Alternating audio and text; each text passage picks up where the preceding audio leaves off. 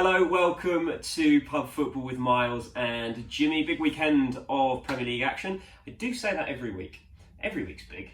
Are they? Yeah. Some are worse than others. We've slated some weekends. I'm Miles, this is Jimmy, wrapping up all of the action over the weekend. Chelsea solidifying fourth with a 2-1 win on Saturday at 12:30 against Tottenham at the Bridge.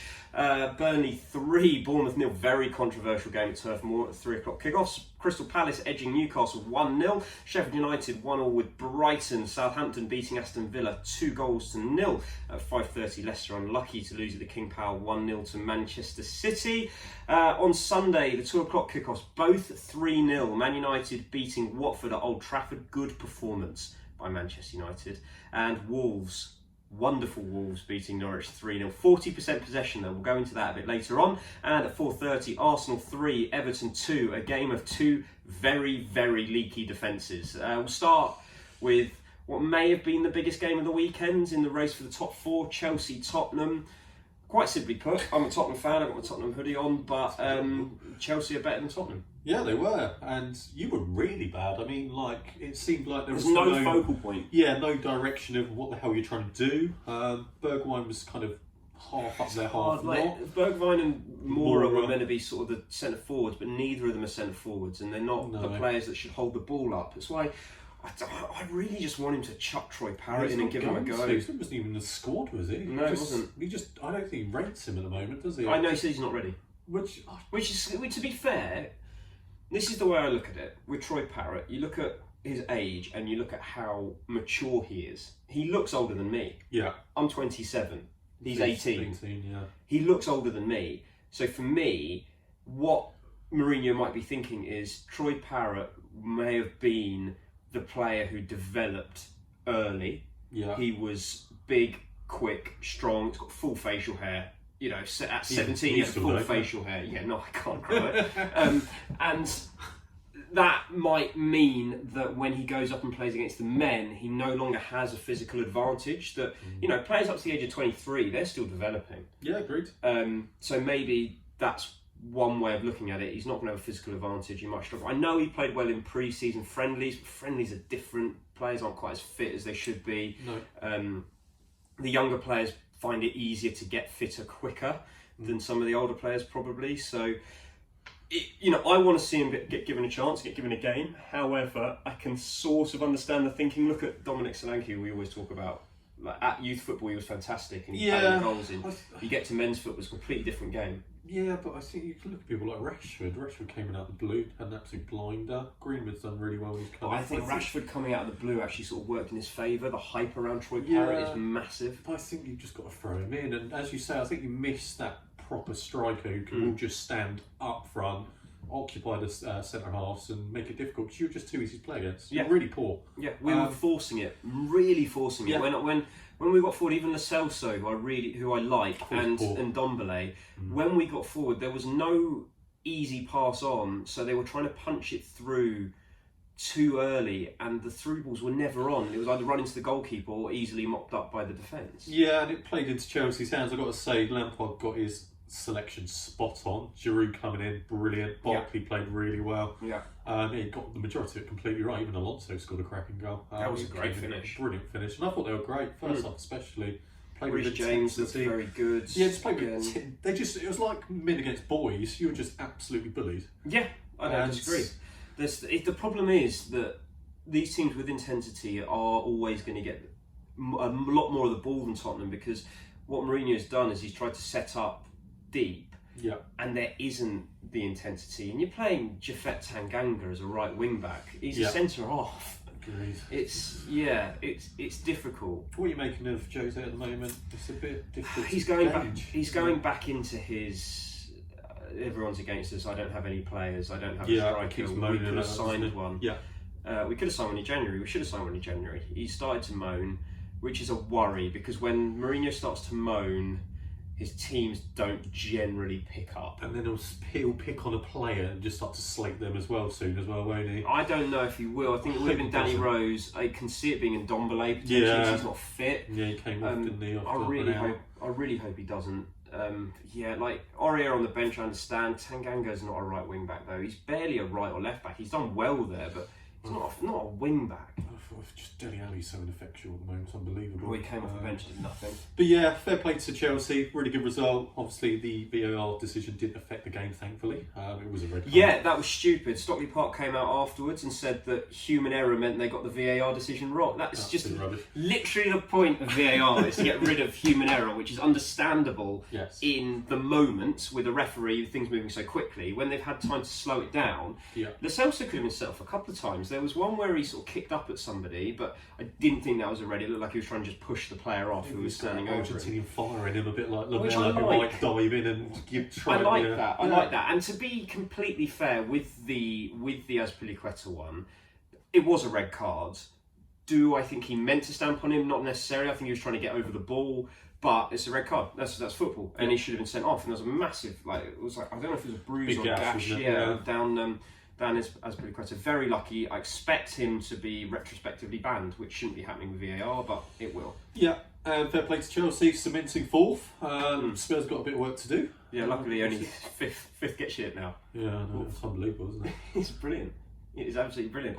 Burnley 3, Bournemouth 0. Controversial game. Very controversial game. The Bournemouth should have gone 1-0 up. That ridiculous handball rule, where his arms are down like that and it's hit him here, Josh King goal would have put Bournemouth off, put them up 1-0. It was ruled out. Burnley scored. And the second Burnley goal was ridiculous. But, and I know Bournemouth fans won't like it, it was a penalty. It's the law, isn't it? And he went all the way back. He got the right spin. It was a handball. Yeah, that's the thing, because if you watch it, Adam Smith, he doesn't hit it. It's not his shoulder. It's here. That's your arm. And yes, his arm's down by his body, but he leans into the ball. He got slightly deceived by the wind, I think. Yeah. I don't know what really happened, but he didn't need to do it either. No. That's the thing. I know you can say arms are down by his side, but he's used his arm to get to the ball. It was going out. I don't really know why he did it. And it was a great counter-attack. Oh, it was sensational. Good great finish, goal. But no break in play. You've got to come back and have a look at it. Yeah, but unfortunately, and then a good penalty by Jay Rodriguez. And Dwight McNeil finished it off. Bournemouth are in a whole heap of trouble, aren't they? They, for me, then, we'll come on to a couple of others, are in... Yeah, they are in trouble. They're in a fight. They're in a relegation fight. Should they have enough? I don't know right now. I don't know if they do. And when things are going against you like that, you suddenly look at it and go, I'm not sure about that. Another goal for Matej Vidra. Yeah, again, took it well. Another one who's come out the blue and started banging goals, which is great. And Burnley are going to be plain sailing to sort of 10th. The thing is, with Rodriguez and Vidra, all of a sudden Burnley are playing a completely different style. They don't have the big boys to just win everything in the air up top. I know Rodriguez isn't small, but he's not a target man. No, agreed. You know, he's played off the left-hand side on the wing in the past. Yeah. It's definitely a different feel for Burnley, and it's working. Yeah, picking up really good results, and we'll comfortably be just laughing at everyone behind them going, bit of a struggle. Mid-table. I think they're 10th. They'll be on holiday by April and lose about 4 games on the bounce, but it doesn't matter. Doesn't matter, does it? Crystal Palace 1, Newcastle 0. Newcastle are terrible. Newcastle are terrible. At the end, Danny Rose got in behind, who could have slid it across, and it got blocked, which is what Danny Rose has been doing for Spurs for the last 6 months. None of his crosses meet a man. But for Crystal Palace, good result. They'll be happy with this. Keeps them alive. It's their second win in 12. Yeah, huge result for Palace. They've been terrible for weeks and weeks. And as you say, Newcastle didn't turn up. It sounded like an absolutely horrific game, but the goal was brilliant. Great free kick. Yes. Well done, Van Arnholt. But yeah, shame is irritating for Newcastle. It's a game they would have looked at and gone, we should get something from this. And they'll have Lazaro gone for 3 weeks. Yeah, he's had a shocking start to his Premier League career, isn't he? Just a red card that was stupid. Yeah, Zaha's getting through, but what can you do? Yeah, and he came with a bit of a reputation of being quite a good player, and he's been nuts by Saka against the Arsenal. It was absolutely terrible, and he's been sent off in that one, so it's not been a good start. Yeah, well, he went from Newcastle to Inter Milan, didn't he? He did, He's been signed back. Obviously, he wasn't doing that well into Milan if Newcastle managed to he's a buy-in for a bit, I think, as well. So he's been around the club, so he's another one where he's just not going to find his footing anywhere, and I think he's rubbish. So that'll do. Yeah. Newcastle dragged back in? Yeah, I think so. They need to. I've got a feeling they'll get enough. They'll pick up points when they need to, but that's a little bit of a pain, that one. In terms of the two teams you dislike watching the most in the Premier League? Oh, it's high on my list. Was it that game? Awful, weren't they? They are both rubbish. Oh, Palace And are I watched okay. Gillette Palace and are Sid kept okay. like going to the game, and it was just like, oh, this is awful. Yeah, so fair play to Palace, needed it, but they'll probably kick on now with a couple more. Yeah. Sheffield United drawing with Brighton 1-1. Interesting, Sheffield United taking the lead, Brighton hitting back immediately. John Fleck had a good chance towards the end for Sheffield United. You feel like these are games Sheffield United should be winning, but for Brighton's perspective, any away point is a good point, and it's keeping them just above the relegation zone, with Watford losing, Villa losing, West Ham playing Liverpool tonight, Bournemouth losing as well. One more each point at this stage in the season is big, especially away from home against teams in the top 6. Yeah, it proves how far Sheffield United have come when you look at that and go, should have won that. At the start of the year, you would have gone, that's probably a good point. Yeah. They'll look at it as a kick in the teeth, really, because if they could have won, they would be fifth. Above Spurs, a couple of points behind Chelsea. Not bad, is it? Considering where they've come from. Brighton, great result. Great to come back from 1-0 down at Bramall Lane. That's difficult to do as it is. Yeah. But yeah, fair play to both teams. We'll see what happens. What you going to say? Yeah. Again, good result. Don't really care. Yeah, not a lot. More play scoring again is good for his confidence. Yeah. Another VAR incident with Lundstrom, probably should have been sent off, late tackle. Yeah. Fair play Sheffield United, just keep getting points, see where it goes. Southampton 2, Aston Villa 0. Now on my show on Love Sport on Saturday, we had a caller from Aston Villa who said that it's so bad we were played off the park by an average Premier League side. We're not good enough. Jack Grealish was being selfish because he was getting frustrated because the players around him aren't good enough. And if Aston Villa, who aren't in the relegation zone, we have to point out, stay up this season, we'll get world peace. So all of a sudden, I want Villa to stay up. I don't want world peace, I want them to go down. I like the wars. They were absolutely awful. They had nothing. And who was it? Dean Smith was scathing at the end, wasn't he? The team were rubbish. None of them should be playing in the final next weekend. I completely agree with him. Yeah, he said some of them played their way out of the final. I think right now Aston Villa have two good players. Pepe Reina and Jack Grealish. Tyrone Mings is back to what Tyrone Mings should be, what we were expecting him to be. He's not great. He got turned absolutely stupidly in the first half and got bailed out by Pepe Reina. Yep. But it's not looking just good for for create anything either, did they? They were poor going forward, and as you say, if Grealish gets kind of a bit angry in a sense, he's going to start to hog it a bit more and try and maybe take all the responsibility on his shoulders. It doesn't work like that. There's no one else around who can do it though. There's not anything. Now they've got, at least before they had John McGinn to be sort of an engine to get up and down and to do bits, but his injury has been a huge miss for Aston Villa because he was scoring goals as well. Yeah, and they keep doing this every couple of weeks. They have an absolute shocker, and they can't do that. They can't afford to go to places like Southampton where they probably should pick something up and just not turn up. Yeah, because they're in massive trouble, and they've got some difficult games coming up as well. So I wish them the best. Can we make sure we take a minute to appreciate Pepe Reina's jogging back? He got give him to be fair to him. Goalkeepers aren't going to be the quickest players on the pitch. Yeah, he doesn't. He's well into his 30s. He's probably never really had to sprint in a game of football before, more than a couple of yards to get off his line. Yeah, he's gone up for a corner, which has gone nowhere near him, which is absolutely appalling from the corner taker. If a goalkeeper goes up for a corner, you have to aim for the goalkeeper. You have to, and it's great to watch. I love it. But then when the ball breaks, he sprints for the first sort of 20 odd metres, then he goes, "Oh, I'm not getting there." No, just jog it. Armstrong, good finish to be fair. I was just going to say, I think if that was me and you in that position, we would have missed. It was quite a difficult chance. I believe that's why neither of us are Premier League football. Yeah, we agreed. Yeah, give me 40k a week and I could probably score from there. But yeah, fair play to Southampton, really good result. They are absolutely fine, and I'm really pleased with Aston Villa. He's done a really good job. He's done a very good job. What for Southampton next season? Just quickly, what do you do? Do you think that they can push up the table and be one of these teams around the Wolves, Sheffield United area? I hope so. Everton's. Depends what investment. They've always got good kids coming through at Southampton. It's been a kind of trademark. Femi's the one at the moment. Yeah, exactly. And it's just the right investment, the right players in the right places, and they've got a really good chance of going the right way. My concern is they might do, in a sense, what Newcastle do and just live on the fact they're just above the line. Don't really buy particularly well. Lose players. I don't think Hassan Hussel's the right manager for that though, because he is a manager that needs good players around him. Yeah. Leicester 0, Manchester City 1. Unfortunate for Leicester, could have been very different. One, an informed Vardy scores in the first half when he hit the post. Yeah. I know it's marginal that he's hit the post, not hit the bottom corner, but Vardy for the first half of the season up until sort of end of December scores that every time. He might have gone round the goalkeeper.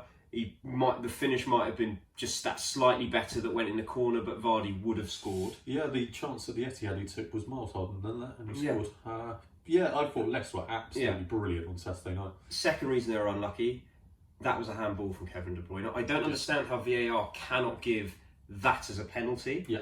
It's all of these goals that are being chalked off for handball when a player's arms are like this and it brushes their elbow. Yeah. And yet a player in the wall stands like that and the ball hits him in the arms and you're not going to give it, is just farcical. Yeah, agreed. What can you say? It's ridiculous. It is becoming an absolute joke at the moment, isn't it? And I would back Vardy to score a penalty. If he's not scoring from open play, and that could re-kick-start him. To be fair, I backed Aguero to score, and his penalty was terrible. Oh, Man City's penalties, that's 4 in a row. Well, he said, Guardiola, that Ederson is the best penalty taker. Just let him take one. Yeah, I saw a photo on Instagram just saying they've missed 4 on the bounce. Is it time? And it's a photo of Ederson striking the ball. Absolutely smashed that in as well. A bit like Pickford for England against Switzerland. That was a great pen. Exactly. Take no prisoners, just smash it. I don't know why they don't. Like, look, what was that old Paraguayan goalkeeper? Chilave always took free kicks, always scored penalties. Yeah, I love things like that. And if he is the best penalty taker, just let him take it. You've got to, once Liverpool have wrapped up the league title, and I know they have already, but you've got to let them take one. Yeah, of course. Yeah, let them take one. I was surprised by City's kind of lineup, because obviously you've got Madrid in the week. You would have thought, you know what, it doesn't matter about the league. I reckon they've got all your eggs in one basket. Give it a go. They still want to finish second. Yeah, I get that. I know they're out of Europe next season. Even on appeal, it's looking like it'll probably just go down to a 1-year ban if they get anything out of the appeal. So, and they've just opened up investigation into the last 4 years. So this was from 2012 to 2016, I think. So it could be they've now looking from 2016 to 20 to present day. And if they continue to do what they were doing before, I don't know how long they get banned for 5-10 years, I guess. I don't know. It's going to have to be longer. It's going to be very interesting. And that is where, if they get found guilty of that, that is where the Premier League might step in and actually, I know there's the point deduction case, but if they get found guilty for longer, when these investigations have been open, continuing to do it, the argument for them to be expelled from the Premier League, and I know it sounds crazy and you can't see it happening, but if that's the protocol, they could be down in League 2 again. It's tough, but we'll certainly see what happens over the next sort of, I don't know how long. I don't want that to happen. No, I don't think it will. But I like watching Man City play. It makes you laugh that Guardiola and come out and say we're not going to leave. I think they might. Guardiola would not manage in League 2. Well, not even that, just the fact of being out of Europe for 2 years. I think you might go, do you know what, I want a new start. Juventus got loads of money. Yeah. I want to go there. And Stone's been terrible for months on end now. Good win for Man City, though. Yeah, really good win. Didn't really deserve it, but fair play. Yeah. On to Sunday's games. Great performance from Man United. 3-0 over Watford.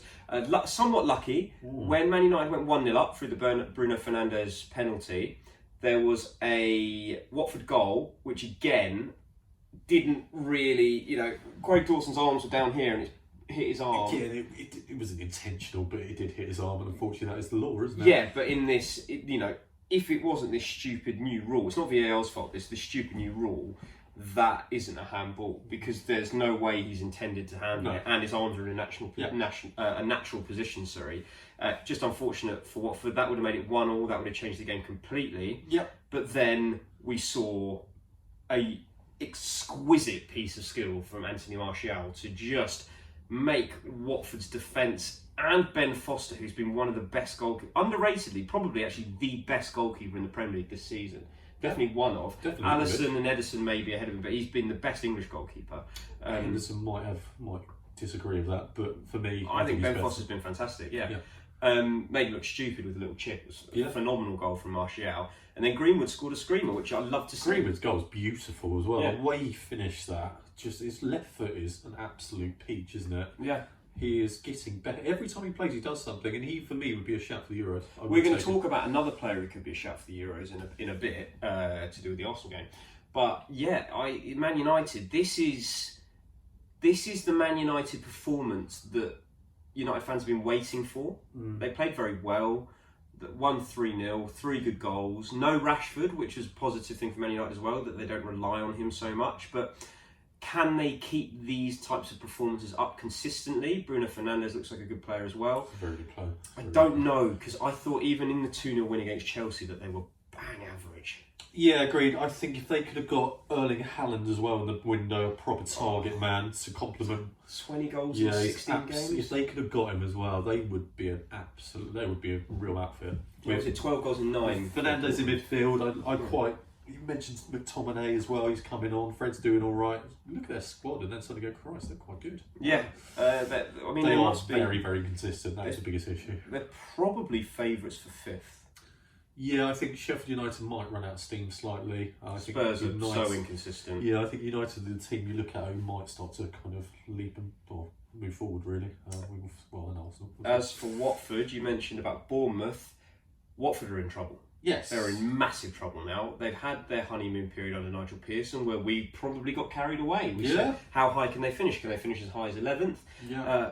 I think we can both admit that maybe we got a bit ahead of ourselves at that point. I think a lot of people did, especially in our area. Yeah, well, we're close, very, very close to Watford.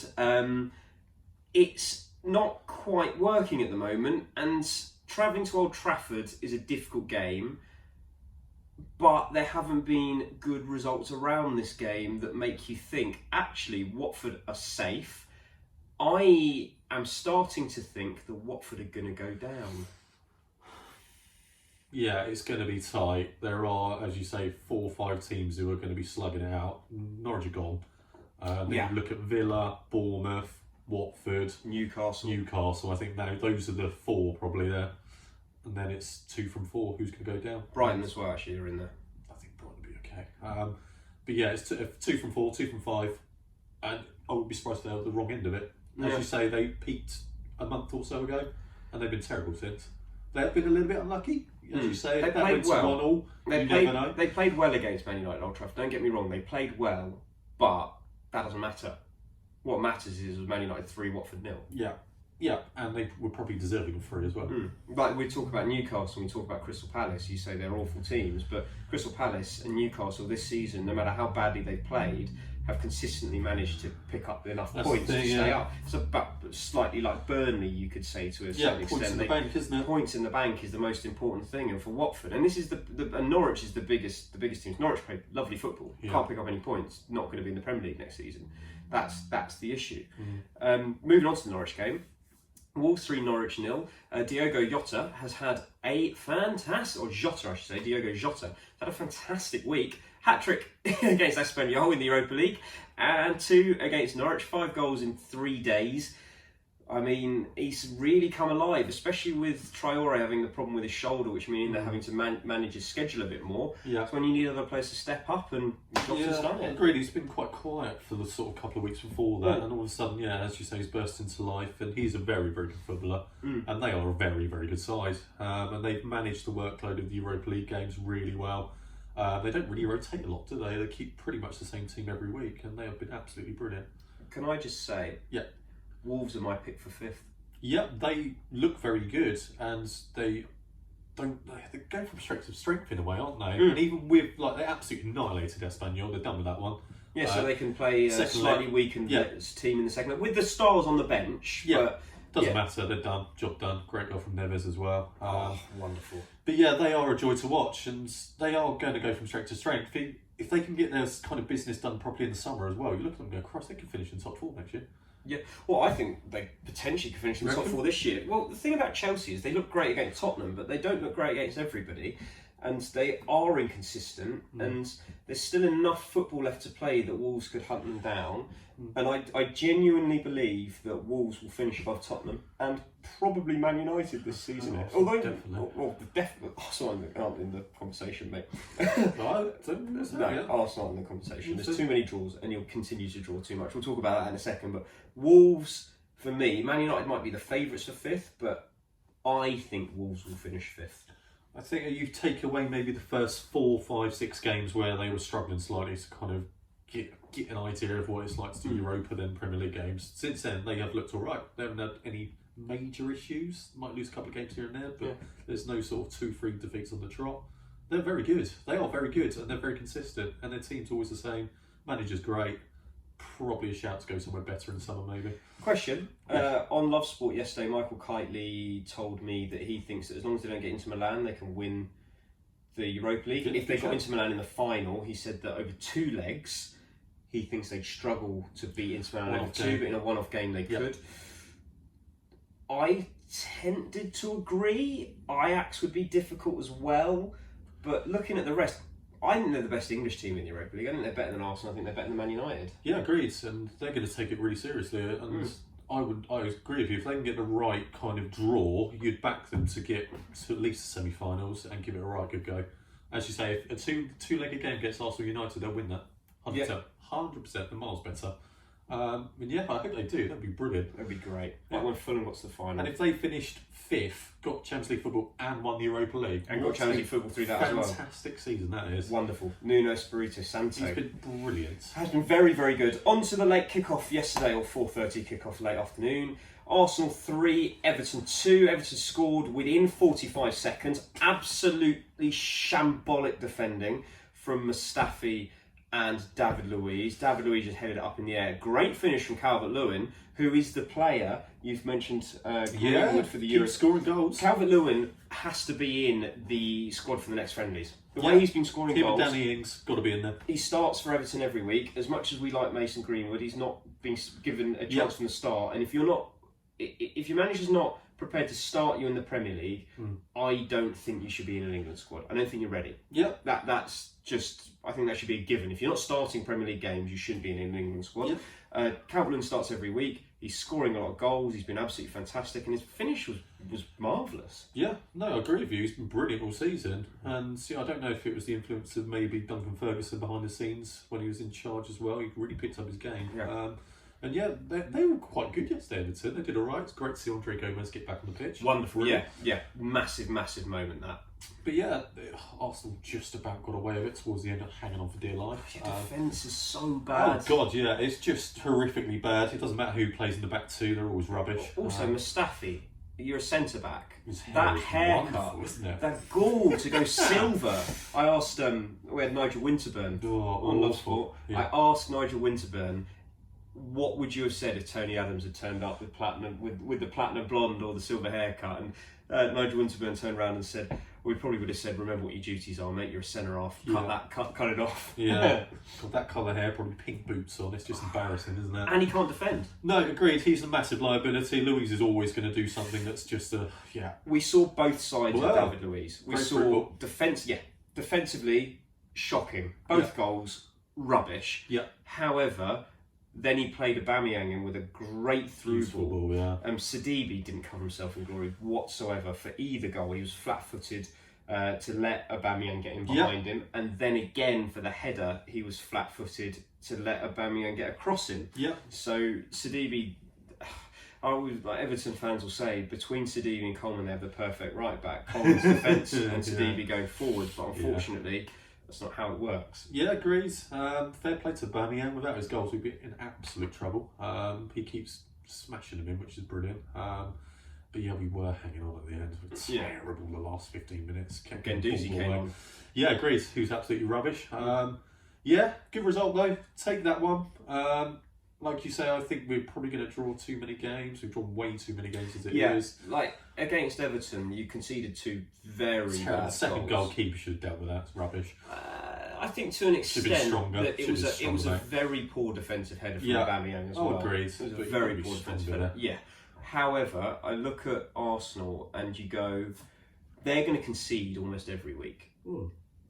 Let's just say they're going to concede every week. They're not going to score 3 goals every week. Good, happy for Eddie Nketiah to get a goal as well. He's done Saka, great whip cross. Great. Bukayo Saka, I think, watching him play, and you might disagree with me, I think he should convert to left back full time. I completely agree with you. I look at him as a winger, and not that he's not a good prospect on the wing, but I don't think he's going to get to the top. It's a bit like the Danny Rose situation when Harry Redknapp came into Spurs and he promoted Danny Rose into the first team, and then he said to Danny Rose, if you want to play on the left wing, you'll be a Premier League footballer. If you let me convert you to left back, you'll play for England. Yeah. And especially with England's dearth of left back quality, options, it's not very good at the moment. If he can start to play left back, that's where I see him getting to the top level of the game. Yeah. As a winger, I think he'll be a good Premier League winger. Yeah, I completely agree. And you look at that squad, he's got a fantastic chance to probably cement his place. Tierney's always injured. Kolasinac was injured, had to go off. And he could be best in Kolasinac so easily. He gets really good assists. Got a great assist against Olympiacos in the week. Brilliant ball. As you say, great ball for one of the goals as well. I agree. I think he's got all the attributes to be a very, very good left back. And that's the thing with left backs now. It's not sitting back and defending. No, you've got to affect the play. You've got to be a Robertson, you've got to be a Trent Alexander-Arnold. Right, Trent Alexander-Arnold can't defend, and he's the best right back in the world. Yeah, and I think if you've got that attacking mentality, you just know where to stand in a sense, I think you've got half a chance. Yeah. Obviously, Arsenal aren't great defensively, and he might get slightly... the thing is, if he had good centre-backs next to him, so that's what he needs. He needs Arsenal to go and buy some proper centre-backs. Yeah, get rid of the rubbish. Yeah, like Liverpool have got Van Dijk, and then Gomez or Matip are very good centre-halves, which means that Robertson, who actually I don't think is that terrible defensively, but he's definitely better going forward, and Alexander-Arnold, who defensively is not great at all, but going forward is fantastic, have that freedom because the centre-backs are so good. So if Arsenal could get some good centre-backs, Saka could be the left back for the next 10 years. Yeah, agreed. I really like him. Every time he plays, he affects the game, which is brilliant. But yeah, the rest of the season just can be a bit of a mishmash. Yeah. I personally think we should take the Europa League very, very seriously and give it a right go. Yeah, well, the thing about Arsenal is that we've mentioned the draws. Most draws in the Premier League, 13, more than anybody else.